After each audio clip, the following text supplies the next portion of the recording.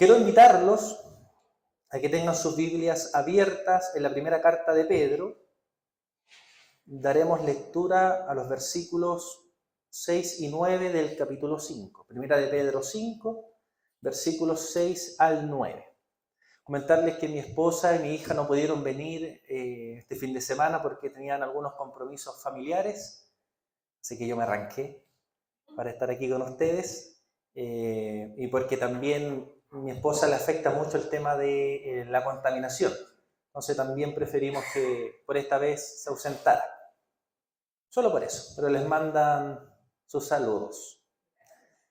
Como introducción, queridos hermanos, hoy llegamos al final de la primera carta de Pedro. Y sin duda esta carta o esta serie de sermones ha sido de tremenda bendición para cada uno de nosotros, para nuestras vidas, justamente para enfrentar el sufrimiento, las persecuciones, las angustias, con un corazón alegre. Y eso es lo bonito de esta carta, que te dice que como cristiano vas a sufrir, vas a ser perseguido, seguramente la vas a pasar mal en esta vida, pero tenemos una esperanza, tenemos una roca firme, nuestro Señor Jesucristo. Hoy observaremos las últimas recomendaciones que el apóstol Pedro nos ha entregado como iglesia en esta primera carta, ¿ya? Y a modo de contexto, para que ustedes sepan en qué momento Pedro estaba escribiendo esta carta, por qué la escribió. En el año 64 después de Cristo se incendió Roma. Todos saben eso, ¿cierto? Entonces Nerón esparció la idea o el chisme que los cristianos habían prendido fuego a la ciudad. Como resultado de esto, un resultado negativo, surgió una intensa persecución en contra de los cristianos, los que tuvieron que escapar, huir a diferentes zonas para refugiarse, sobre todo zonas montañosas. Lamentablemente la persecución continuó. Debido a esto, el apóstol Pedro entonces invita a estos cristianos perseguidos a tolerar las pruebas, a tolerar las aflicciones, a tolerar las angustias, con la esperanza y gozo, con esperanza y gozo en el Señor. Qué difícil, qué difícil. Nosotros muchas veces cuestionamos a Dios, nos enojamos con Dios cuando no pasamos ni siquiera una parte de lo que han vivido los cristianos durante la historia. Observamos también, como contexto inmediato, en los primeros versículos de esta porción que vamos a leer hoy, cómo el apóstol Pedro enseña a la iglesia a depender entonces únicamente de Dios mediante consejos sobre la vida cristiana, consejos prácticos. Es así como llegamos a nuestra porción. Primera de Pedro 5, versículos 6 al 9. Y quiero invitarlos a que se ponga de pie y vamos a leer estos versículos. ¿Podremos leerlos todos juntos? ¿Sí? ¿Se atreve? Ya. Humillaos, pues, bajo la poderosa mano de Dios, para que Él os exalte cuando fuera tiempo, echando toda vuestra ansiedad sobre Él, porque Él tiene cuidado de vosotros. Sed sobrios y velad, porque vuestro adversario el diablo, como león rugiente, anda alrededor buscando a quien devorar, al cual resistid firmes en la fe, sabiendo que los mismos padecimientos se van cumpliendo en vuestros hermanos en todo el mundo. Oremos. Amado Señor, hemos leído tu palabra y estamos completamente agradecidos de eso. Gracias porque tú dispusiste durante la historia a hombres y mujeres que lucharon para que hoy pudiésemos tener una Biblia en nuestros púlpitos, en nuestros hogares, y así leer tu palabra. Ahora, Señor, ya que hemos cantado, hemos orado y hemos leído ahora tu palabra, te pido que tú suplas las falencias del predicador y que sea tu Espíritu Santo hablando en nuestros corazones, alentando nuestras vidas, pero también convenciéndonos de pecado si estamos en pecado. Ayúdanos, Señor, te lo pedimos. En el nombre de Jesús. Amén. Puede tomar asiento. El propósito, para aquellos que gustan tomar nota, es crecer en el convencimiento de la compañía de Dios y de su cuidado amoroso, independiente de nuestro sufrimiento o dolor. Por lo tanto, quiero compartir con ustedes 4 consejos prácticos para nuestra vida cristiana. Debemos, primer punto, humillarnos ante Dios. El primer consejo, debemos humillarnos ante Dios. Versículo 6, mantenga su Biblia abierta. Humillaos pues bajo la poderosa mano de Dios, para que Él os exalte cuando fuera tiempo. Humillarse. ¿Qué quiere decir Pedro con esta palabra? Ya que tiene en nuestra cultura una connotación negativa, ¿cierto? Uno habla, esa persona me humilló, o sea, me ofendió. Cuando hablamos de humillarse, siempre es algo negativo. ¿Será que Pedro no está diciendo eso, algo negativo ante Dios? No. Él quiere decir que los cristianos debemos sujetarnos a Dios de tal manera que coloquemos toda nuestra confianza, todo nuestro corazón, todas nuestras fuerzas, todo nuestro tiempo, todo nuestro dinero, todos nuestros dones solamente en Él.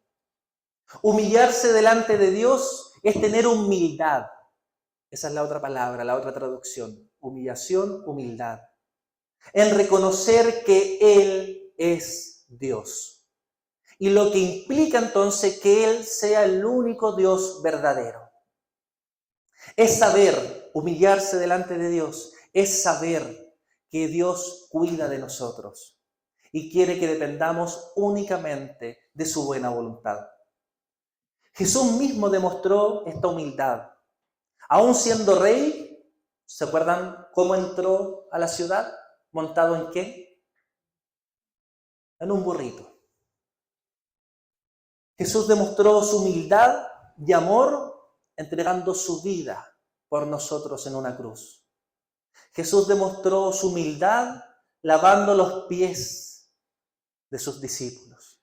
Jesús demostró humildad perdonando y enseñando a aquellos que los perseguían una y otra vez para matarlo.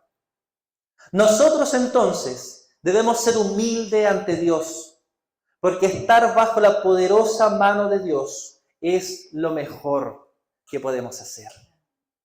Estar bajo el cuidado, en dependencia constante de nuestro Dios, es lo mejor, hermanos, querida iglesia, que podemos hacer.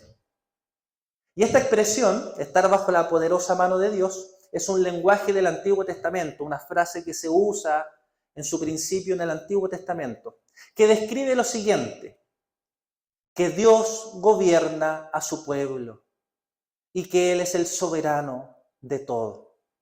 Por ejemplo, Dios mostró su mano poderosa a sacar a Israel de Egipto, al levantar profetas y líderes constantemente, una y otra vez, al restaurarles y cuidarles, pese a las dificultades y peligros que vivieron 1, 2, 3, 4 veces.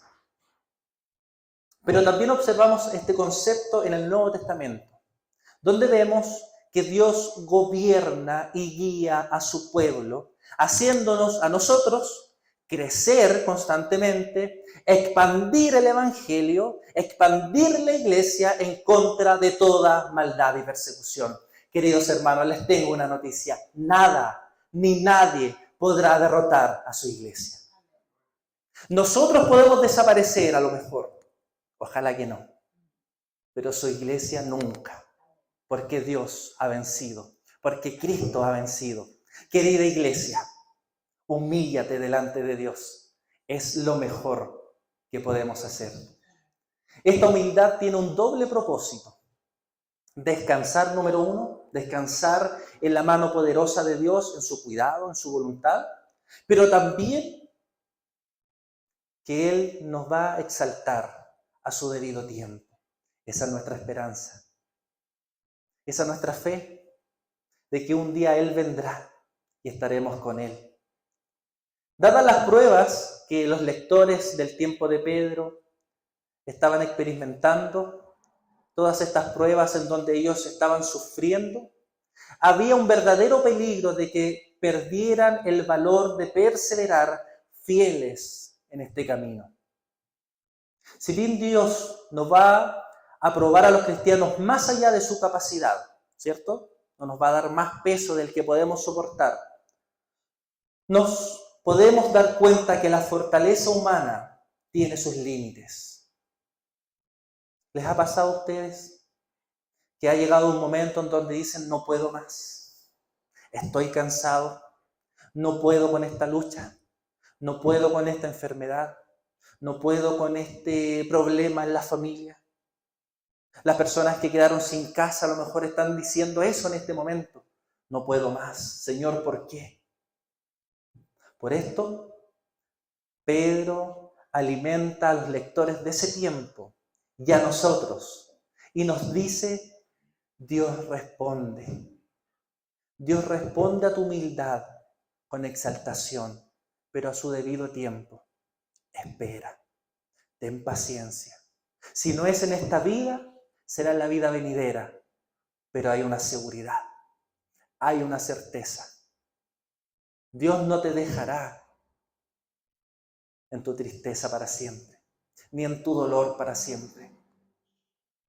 Dios nunca, mis hermanos, nunca olvida a los suyos, sino que llegado el momento oportuno, Él nos levanta, porque Él es el poderoso, porque Él tiene el control de todo y nos da la victoria.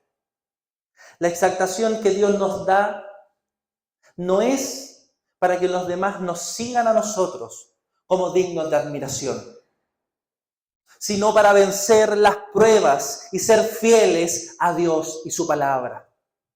El creyente que pone su confianza en Dios sabe que Dios sostiene este mundo y controla toda situación. Creemos en la soberanía de Dios, ¿cierto? Él tiene el control de todo. El creyente, la iglesia que se humilla delante de Dios, declara y reconoce que la voluntad de Dios es buena, es agradable y es perfecta. Es necesario aclarar lo siguiente, que aunque Pedro nos está enseñando a nosotros, los creyentes, a buscar la humildad para que Dios nos pueda exaltar, Él no está promoviendo un sistema de recompensa, de méritos. Ya hablábamos ayer con Felipe y con César que no porque nosotros ayunemos, a lo mejor Dios nos va a escuchar más.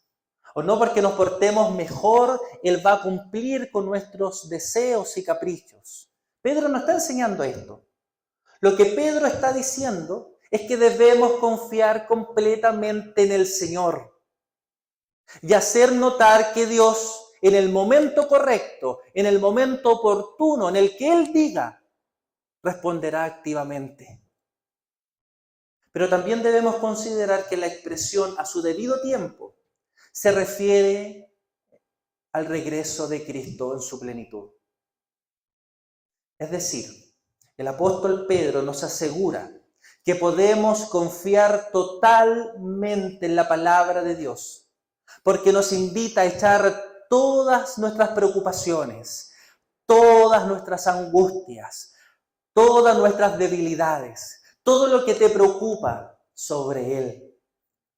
Porque en esta vida, mis hermanos, o en la vida venidera, Dios obrará por nosotros. Sabemos que esta vida es pasajera, que estamos en este mundo, pero que no somos de este mundo. Las aflicciones que pasemos en esta tierra, en este mundo, en nuestra vida, no se comparará, no se podrán comparar a lo que nos espera cuando estemos en el reino con Cristo, disfrutando de su amor eterno e incondicional. Somos invitados hoy a humillarnos delante de Dios, reconociendo su poder, su amor y su cuidado. Pero a la vez somos invitados a descansar en Dios. Versículo 7, para que lo revise conmigo. Echando toda vuestra ansiedad sobre Él, porque Él tiene cuidado de vosotros. Echando toda vuestra ansiedad sobre Él. La humildad verdadera, la humillación verdadera, se demuestra cuando tenemos la habilidad de echar nuestra ansiedad sobre Dios. Mis hermanos, es una presunción orgullosa tratar de llevar las cosas bajo nuestras propias capacidades, bajo nuestra inteligencia, bajo nuestras fuerzas, cuando no podemos hacerlo. Si hiciéramos caso a la orden de humillarnos verdaderamente bajo la mano poderosa de Dios, tendríamos menos preocupaciones sobre nuestros hombros y disfrutaríamos más de la compañía amorosa de nuestro Dios. Si fuéramos realmente dependientes de Dios, viviríamos un cristianismo con alegría, con gozo en nuestro corazón. No seríamos esos cristianos amargados y tristes que muchas veces somos. La gente no quiere ser cristiano para no ser como nosotros, muchas veces. Amargados, tristes, malos cristianos, malas personas. Cuento una historia de un hombre que necesitaba arreglar su casa. Y llama a un maestro. Y el maestro viene con una mochila grande en sus hombros. Y trató de trabajar con esta mochila, pero rápidamente se cansó. Como yo ayer jugando a la pelota. Ayer fuimos a jugar a la pelota y fue una gran prueba. Y se cansó este maestro. Y no pudo hacer lo que el dueño de casa quería por esta mochila. De la misma manera, nosotros no podemos hacer el trabajo de Dios cuando estamos sobrecargados de nuestras propias preocupaciones, de nuestras propias tristezas, cargando nuestro pecado que nos impide trabajar y avanzar en el reino de Dios. Echa la carga ante Dios.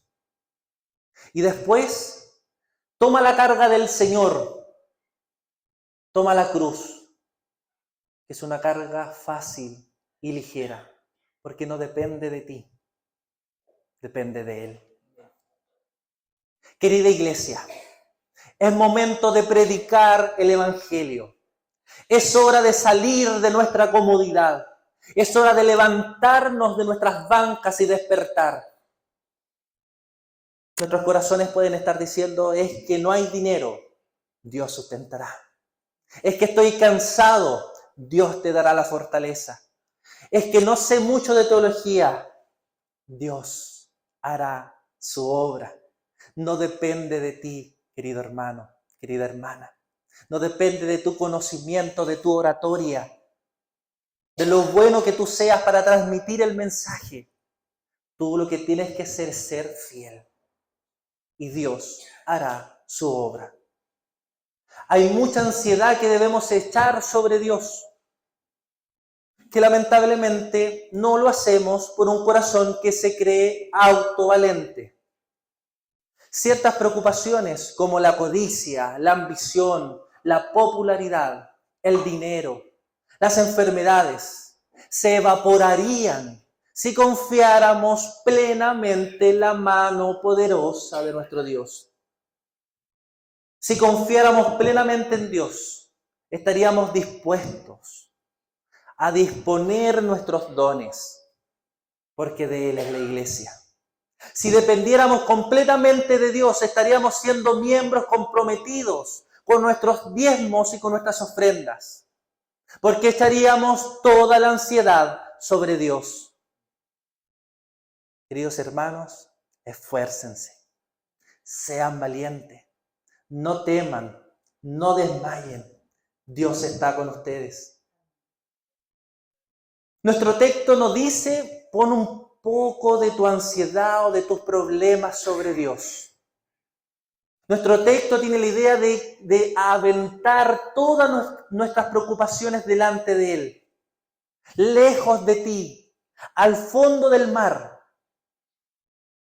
Es entender que dependemos únicamente de Dios, de que Él es el soberano y que Él controla todo.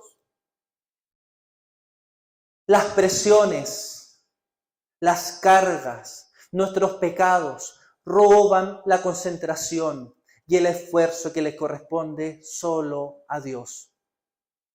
Este trabajo de echar nuestras ansiedades y preocupaciones puede llegar a ser tan difícil y tan complejo por nuestra naturaleza caída y perversa que necesitamos usar las dos manos, la oración y la fe.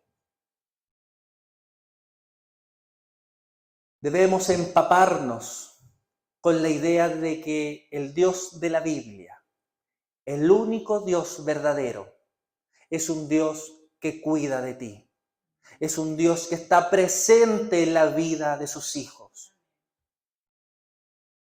De todas las religiones de este mundo, solamente la nuestra enseña que Dios se ocupa de sus hijos como un padre pendiente, como un padre que está atento a tus necesidades, no solo espirituales, sino que también físicas. Por eso oramos que el pan nuestro, dános hoy el pan de cada día. Tanto se ocupa Él de nosotros, que nos invita a traer todos nuestros problemas a sus pies y descansar en su completo poder y soberanía. Digamos en nuestro corazón y en nuestra vida: Jehová es mi pastor, nada me falta o nada me faltará. Nuestras preocupaciones, esa cosa que no nos deja dormir, son señales de nuestras debilidades. Por eso quiero mencionarte lo siguiente. Salmo 37:5. Encomienda al Señor tu camino y confía en Él, porque Él hará. Salmo 55:22. Echa sobre Jehová tu carga y Él te sustentará. No dejará para siempre caído al justo. Mateo 6:25. Texto más conocido por nosotros. Por eso les digo, no se preocupen por su vida, qué comerán o beberán, ni por su cuerpo, cómo se vestirán. Y nos saltamos al versículo 32. Porque los paganos buscan con afán todas estas cosas, y el Padre Celestial sabe que ustedes las necesitan. Mis hermanos, somos llamados a humillarnos ante Dios. También somos invitados a descansar en Dios en pleno. Pero para lograr un descanso profundo, debemos confiar en Dios. Versículo 8. Sed sobrios y velad, porque vuestro adversario el diablo, como león rugiente, anda alrededor buscando a quien devorar. Pedro exhorta al cristiano, y hoy día a nosotros, a que pongamos toda nuestra confianza en Dios, a que Él controla todo, a trabajar también en el dominio propio. Además, el apóstol Pedro nos exhorta a estar alertas, es decir, a permanecer en un estado de vigilancia continua. Esta advertencia es clara y con poder, vigorosa.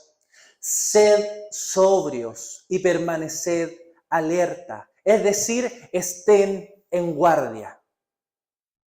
Como cuando uno tiene un hijo chiquitito y sabe que no lo puede descuidar en ningún momento, así debemos estar alerta. O cuando estamos manejando y sabemos que no podemos desviar nuestra mirada del camino, así debemos estar alerta. La frase practiquen el dominio propio o sed sobrios y estén alerta enfoca ciertas características. Ya que el dominio propio en nosotros es la capacidad de observar la realidad con una mente clara. Permanecer alerta indica un estado de vigilancia y de preparación. Practicar entonces el dominio propio describe a la persona que controla su propio carácter.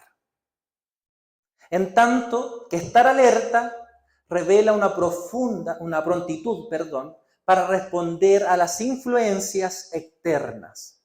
Como cristianos debemos estar en guardia contra las fuerzas que intentan destruirnos, debilitarnos y apagar el amor ferviente que debemos tener por Dios. Por eso Pedro llama a Satanás su enemigo, el diablo, porque habla a partir de su propia experiencia, ya que recuerda las palabras que Jesús le dijo en la noche de su traición. Simón, Simón, ¿se acuerdan? Satanás ha pedido zarandearte como a trigo, pero yo he orado por ti, que tu fe no falte. Esa misma noche, Pedro negó a su Señor. ¿Por qué? Por no haber velado ni orado. No estuvo atento, no hizo guardia. Y el resultado fue desastroso.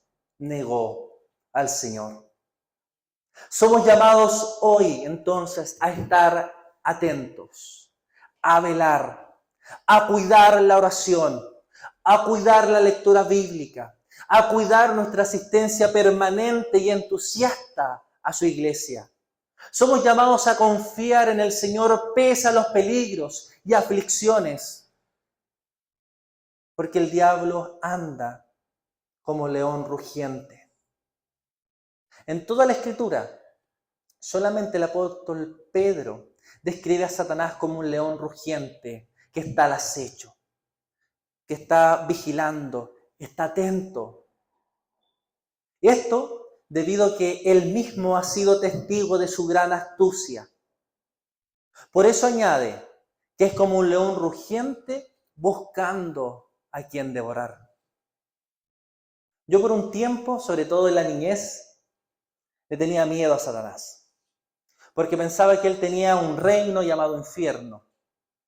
Para mí el evangelio, creer en Dios, era escapar del diablo y de su castigo, pero nada más lejos de la realidad y del verdadero evangelio.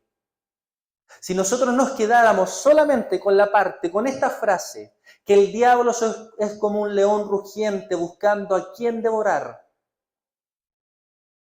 causaría terror en nuestros corazones, en los corazones del cristiano. Si no tuviéramos la otra parte que dice que Dios cuida de nosotros, que Él está con su iglesia, que no hay nada ni nadie que nos pueda separar del amor de Dios, ni hambre, ni la muerte, ni peligro, ni cuchillo, ni potestades, ni ángeles, nada nos puede separar del amor de nuestro Dios. Y hay otra gran verdad.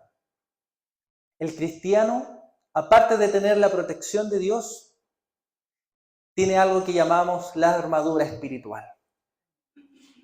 Cuando el cristiano está totalmente equipado, Satanás es incapaz de penetrar su armadura, no por nuestra capacidad, no porque nosotros seamos grandes mujeres o grandes hombres, porque ya fue vencido por Cristo. La derrota de Satanás es por medio de la sangre del Cordero en aquella cruz. Sin embargo, se nos dice que el cristiano siempre debe estar alerta contra las acechanzas del diablo, porque anda como un león rugiente buscando a quien devorar. Martín Lutero, en su himno muy conocido Castillo Fuerte, dice lo siguiente en una frase: que muestre su vigor Satán y su furor, dañarnos no podrá, pues condenado es ya por la palabra santa, por lo que hizo Cristo.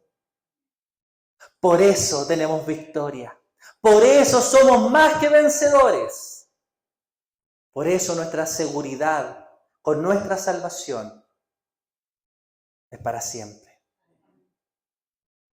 Con esta convicción es necesario entonces que nos humillemos delante de Dios, que descansemos en el Señor y en su soberanía, que confiemos en Dios para mantenernos firmes en el avance del reino del Señor.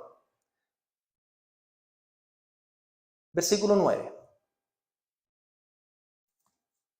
Resístanlo, manteniéndose firmes en la fe, sabiendo que sus hermanos en todo el mundo están soportando la misma clase de sufrimiento. Resístanlo. Es la misma idea que aparece en Santiago 4:7, donde dice, resistid al diablo y él huirá. Pablo en Efesios 6 insta a la iglesia a estar firme contra las acechanzas del demonio.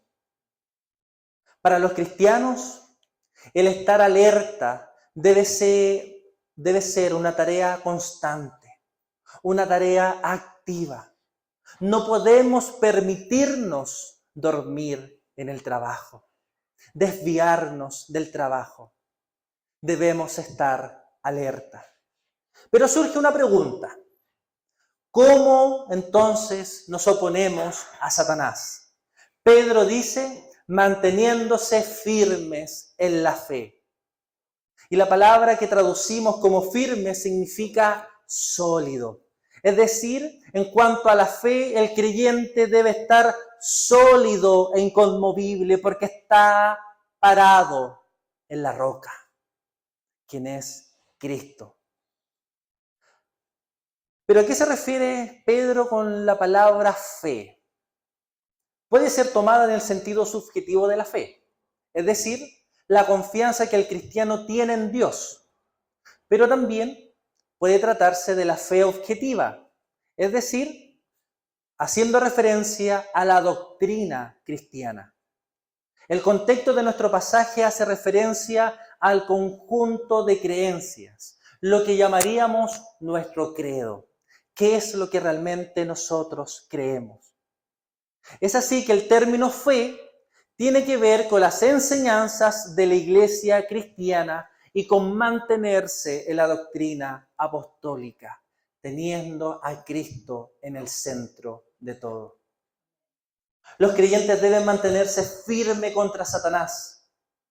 Por eso, Pedro llama nuestra atención hacia los hermanos cristianos que están sufriendo en otras partes del mundo. Pedro nos dice, todos sufren los mismos sufrimientos. Pedro no dice que todos sufren los mismos sufrimientos, sino que sufrimos la misma clase de sufrimiento, ya que ser un hijo de Dios en este mundo conlleva sufrimientos, persecuciones, dolor. Pero no estamos solos. Cristo está con nosotros. Mateo 28:20, parte B, dice, he aquí, yo estoy con vosotros todos los días hasta el fin del mundo. Nunca estaremos solos en esta guerra espiritual. Nuestros hermanos y hermanas en Cristo han peleado y están peleando las mismas batallas que nosotros hemos enfrentado o enfrentaremos en algún momento. Pedro está diciendo, la misma clase de sufrimiento que les toca sufrir a sus hermanos son las que les tocan sufrir a ustedes. Los hombres y mujeres cristianos a lo largo y a lo ancho de este mundo sufren, sufrirán y seguirán sufriendo por Cristo. Así que, iglesia, prepárate. El cristiano que sufre por Cristo se regocija cuando se revela la gloria de Cristo. ¿Saben, mis hermanos, por qué vale la pena entregar nuestro tiempo, nuestros dones, nuestros recursos por Cristo? Porque Él lo es todo. Porque Él es el Dios todopoderoso. ¿Saben por qué nos podemos gozar en medio del dolor y del sufrimiento? Porque Cristo vale la pena. Y porque el sufrimiento no es más que un poco de tiempo. Tendrás una recompensa tremenda, más allá de lo que puedes imaginar, donde no habrá dolor, donde no habrá tristeza, donde no existirá el pecado, donde toda lágrima que ha corrido por tu mejilla será recompensada, porque tendremos a Cristo como Señor y Salvador de nuestras vidas. Si eso no nos llena de alegría, no sé qué lo podría hacer, hermano. Por eso el cristiano no espera el fin del sufrimiento, sino que anhela su meta, estar con Cristo. Por eso oramos que venga tu reino. La meta es Cristo. La meta de nuestro sufrimiento es Cristo. La meta de este camino es Cristo. La meta de nuestros dolores, enfermedades, tristezas, angustias, pérdidas, es Cristo. Estar con Cristo, nuestro eterno llamado Salvador. Versículos 10 y 11, de la misma porción que estábamos leyendo, 1 de Pedro 5, dice: Mas el Dios de toda gracia, que nos llamó a su gloria eterna en Jesucristo, después que hayáis padecido un poco de tiempo, Él mismo os perfeccione, afirme, fortalezca y establezca. Quiero que busque el versículo 11, por favor, para que lo leamos juntos. Primera de Pedro 5, versículo 11. Tómese su tiempo.